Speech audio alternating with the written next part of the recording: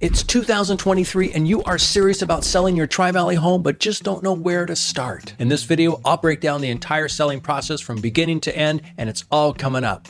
Stay tuned. Hi, this is Warren Oberholser. My channel is all about residential real estate.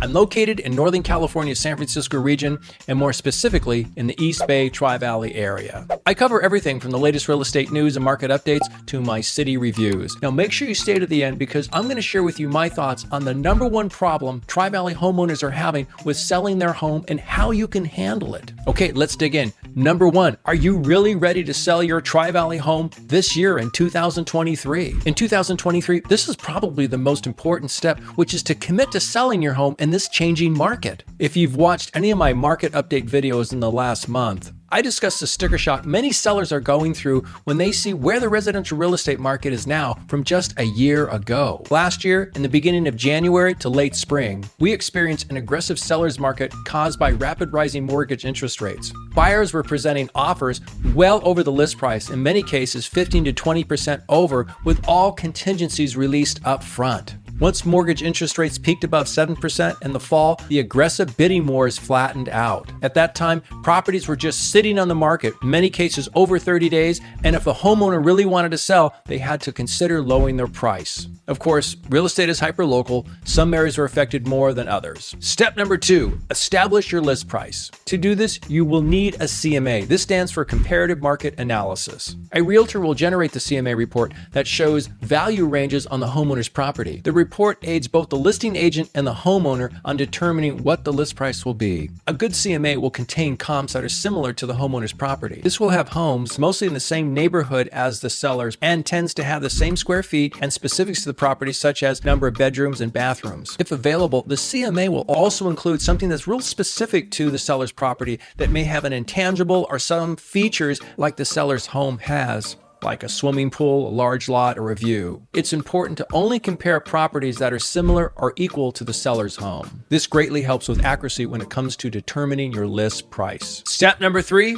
choose your realtor. Just to kind of back up on the sequence here, the last step, the CMA, is usually provided by a realtor when they're being considered for hire by a homeowner. What's the best way to go about finding a realtor? Find someone who's competent and can best serve your needs, and most important, you feel comfortable with. I'm going to give you an example. 6 years ago, my wife and I decided to sell some of our real estate property. They were co-owned with family members, and it wasn't possible for me to personally sell them because they were in another state where I wasn't licensed. So I was given the task to find a suitable realtor. The first place I looked was a referral. Unfortunately, I couldn't find one because nobody I knew lived in that state. I then just had to search out realtors that had blogs or videos or something that seemed to tie them to the area where our properties were located. This, of course, like when you watch my videos or read my blogs, it gave me insight on how that realtor conducts business. Then it just came down to reaching out to them via email, text, and of course phone call, so I could discuss what our needs were further, and I could hear what they had to say to see if we could come to an agreement. What's also helpful is to look at the testimonials and reviews the realtor has posted on their website and other third-party sites such as Zillow, Google, and Yelp. Hopefully this will give you an objective way to best assess the realtor for the job. Step #4, net proceeds. A homeowner should have a good understanding of how much money they'll receive after their home sells. And this is especially important when the market has come down, as I discussed. I want a homeowner to have a good, real understanding of what they will walk away with. There's a couple of ways to do this. 1, the realtor will generate an estimated seller's net sheet. Or 2, a title company will generate it. I prefer the latter because the title company knows about all the fees that are specific to where that house is being sold. So if time is allowed, I will generally have the title company create this, and that way the seller can see what is expected when they sell their home. Again, it's called an estimate because you never know if something comes up. There could be some credits that have to go to the buyer. There could be some repairs that are held out to be paid through escrow. This would take away from the seller's proceeds.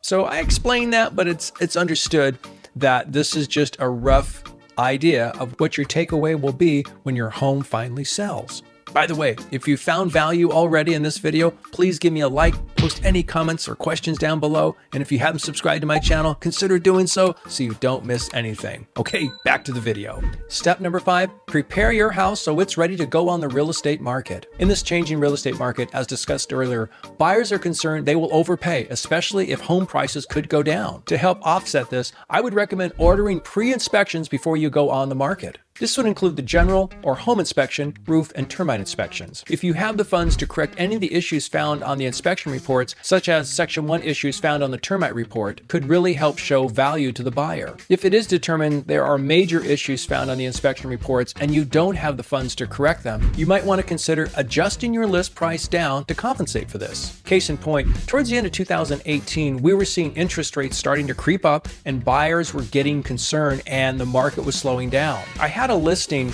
that had some issues with drainage causing some concerns to the foundation. From the inspection reports, it was determined repairs could range from $25,000 to $50,000. So instead of repairing the property, we just listed it approximately 15% below the last sold comp. This generated a lot of activity and a lot of offers. In fact, I think we had 25 of them. We were able to get higher than we anticipated as far as our sale price goes, or sold price, but we're also able to get a buyer that was able to release all their contingencies up front.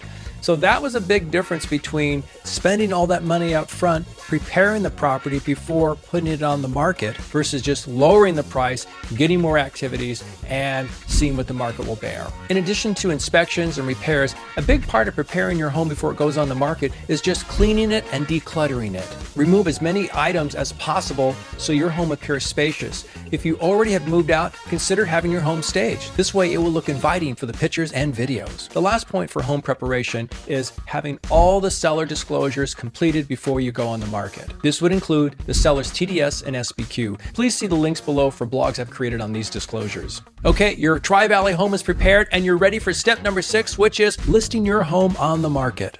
If you need to stay in your home while it's on the market, I recommend seeing if you can stay with a friend or a relative for the first 3 to 4 days. This way, it's easy for the buyer's agent to show the property, especially on the first open house weekend. If this isn't possible, and I get it, you have children in school, then provide to the listing agent times that you can allow showings during the week, and hopefully on the weekend, you and your family can get out of the house as early as 10 a.m. and stay out until as late as 5 or 6 p.m. Okay.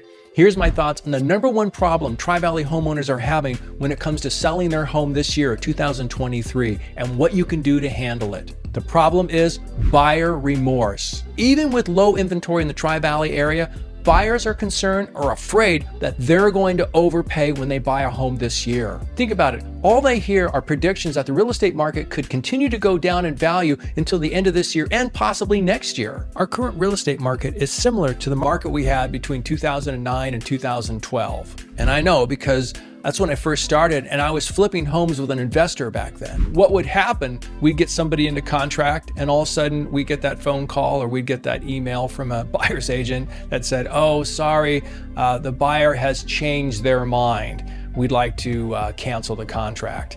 And of course you think, oh, rats.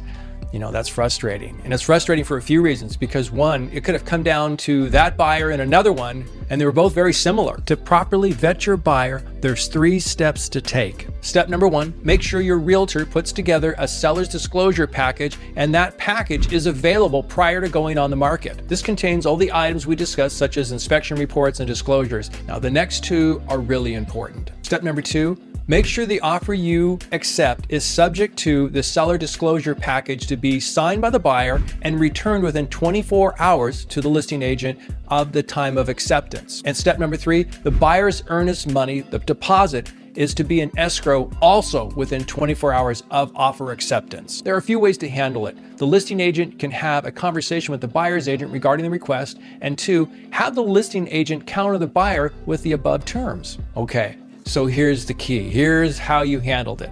If the buyer doesn't have an issue with it, then they most likely are ready to move forward because they know they're going to have to put in that deposit. They know these seller's disclosures are going to have to be signed, and that means they're focused only on your property as opposed to getting into contract on your home and looking at other properties that they think may be a better deal. Usually when the deposit goes in, they're ready. They're focused on that property. And of course, signing the seller disclosures, that means they can't go back and go, well, I didn't know about this. I didn't see that. That's the way you can just nip that in the bud. They understand everything. And if the buyer doesn't agree to it, woo, you dodged a bullet, because that means now you don't have to change the MLS from pending to back on the market. Going back to the example, if you did have two offers that are very similar, going back to the one offer you didn't choose can be difficult. It doesn't mean you wouldn't reach out to the other buyer and offer them the opportunity to go and purchase your home. But, in this skittish market, they're going to say, well, why did that first buyer cancel? It's going to start putting in doubt. You want to eliminate any obstacle, and this is a good way to handle those upfront ones. After watching all of this, if you're still excited about selling, then you're ready to do it this year. If you have any questions, of course, reach out to me. You can post that down below in the comments. But if you want to know something specific about your house, email me, call me, we can discuss that. If you'd like me to prepare a CMA, comparative market analysis for your home, please let me know that. If you like this video, please give me a thumbs up, post any questions or comments down below. And if you haven't subscribed to my channel, consider doing so you don't miss anything. If you found this video interesting, you may want to watch these other two that relate to our subject of selling your home in the Tri-Valley area. So stay tuned. I'll have more helpful videos like this coming soon. Please reach out to me for any of your real estate questions or needs, and I wish you all the best on your home journey.